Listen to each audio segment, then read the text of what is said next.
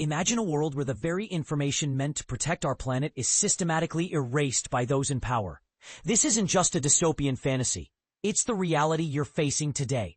Since President Donald Trump took office, a new report reveals that environmental data has been deleted at an alarming rate. Yet local activists remain undeterred. With every stroke of the pen and deletion, Trump can try to eliminate environmental and climate justice from his administration.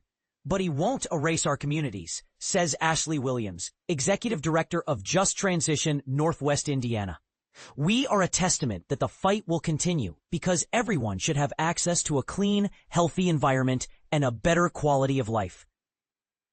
The Environmental Data and Governance Initiative, EDGI, has released a comprehensive 55-page report detailing the extent of the damage done to our environmental information landscape. According to EDGI, federal websites have seen significant changes, with information on environmental justice and climate change disappearing without a trace. The pace and severity of this administration's attacks on environmental information in its first 6 months have been far worse than in the first Trump administration, warns Izzy Pacenza, lead author of the EDGI study. To gather this data, EDI's governance team monitored over 4,000 federal environmental pages, uncovering a staggering 70% increase in website changes during Trump's first 100 days in office compared to his first term in 2017.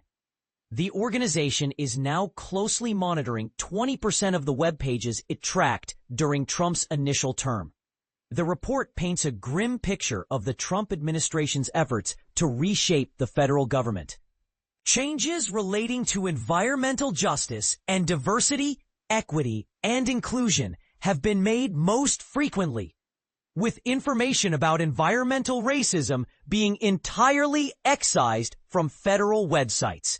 Environmental racism, the intentional placement of pollution and waste facilities in communities predominantly inhabited by people of color, is a pressing issue that has been systematically erased from public discourse. According to the Natural Resources Defense Council, NRDC, these communities are disproportionately exposed to fumes, toxic dust, ash, soot, and other pollutants. The removal of language about environmental racism denies facts and generates misinformation, undermining our collective ability to address these critical issues. Trustworthy information is critical for a functioning democracy, states Gretchen Gerke, lead author of the study. These removals reflect a broad deregulatory agenda by this administration to disavow the intersecting issues of environmental justice and climate change.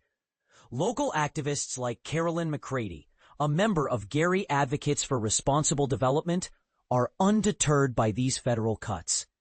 While depriving organizations, cities, and states of the funds needed to repair environmental damage, they are also destroying the laws that provided protection since the inception of the EPA, McCready says. But the assault will only strengthen the resolve of people to fight to protect and preserve the very foundation of life in these targeted communities. No one is giving up. The situation in Indiana is particularly concerning. Governor Mike Braun signed 2 executive orders targeting the environment, including one to align state regulations with national ones, and another prohibiting the use of the phrase environmental justice in permitting, enforcement, and grant decisions. The concept of environmental justice has become increasingly politicized and has often led to the introduction of subjective, non-scientific factors into environmental policy and regulation, according to one executive order. Northwest Indiana activists have voiced their concerns about these executive orders, arguing that targeting environmental justice would be harmful to public health and well-being in the region. The American Lung Association's State of the Air report further highlights the severity of the issue. In April, it revealed that Hoosiers are breathing some of the nation's most polluted air, with the Indianapolis metro area ranking 54th worst in the nation for ozone pollution and 21st worst for particle pollution.